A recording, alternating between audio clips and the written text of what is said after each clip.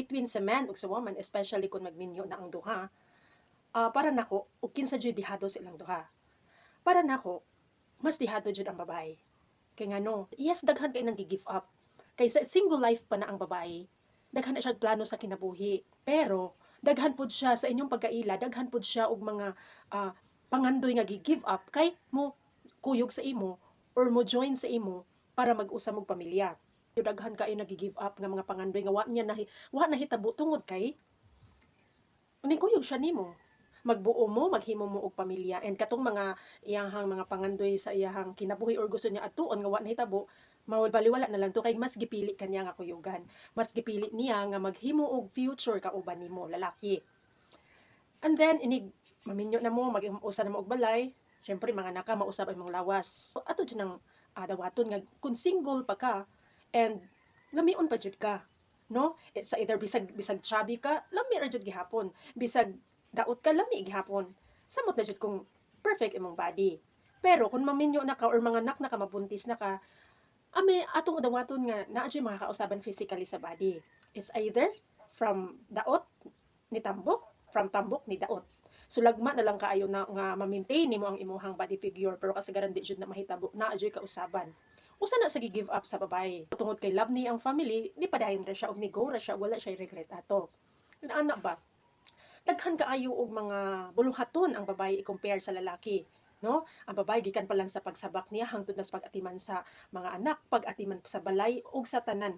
Labhanan, anak tanan diri sa balay. Inana ang babae.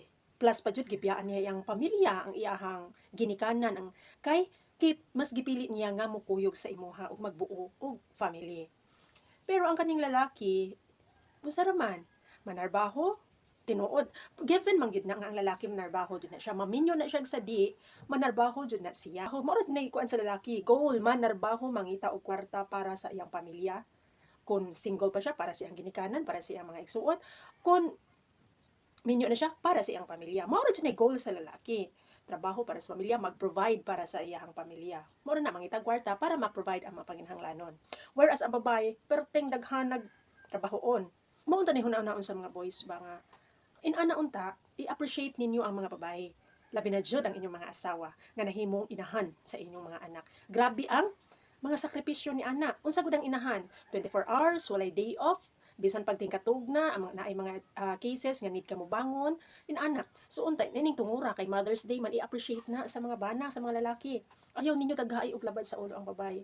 Gi-give up niya ang tanan kay mukuyog sa imo og mag-build og family, mag-build og future kauban nimo pero ang ending imo lang kulatahon, imo lang pasakitan. Ang gusto lang ka og ano pila imong irimit, di baya lalim. So inay na no, ako saludo ko sa mga good provider nga mga bana nga mga partner. Believe kay ko sa inyo nindot kay na kay ni anang tungura at least naman lang makaingon to ang babae nga wa ko nagmahay bisan daghan ko gi-give up sa ako ang kinabuhi. Kay nakaban ako og buutan, nakaban ako og tarong, nang wala ko pasagdi bisag pobre mi nag-provide siya inana responsable ang ako ang na partner, responsable ako na bana inana. So karon kay Mother's Day man, it's time na nga i-appreciate ninyo ang mga bana, ang inyong mga asawa labi na jud sa pag-atiman sa inyong mga anak. So sa tanan nga mga mama nga grabe ang sakripisyo para sa pamilya 24/7 walay day off, happy Mother's Day.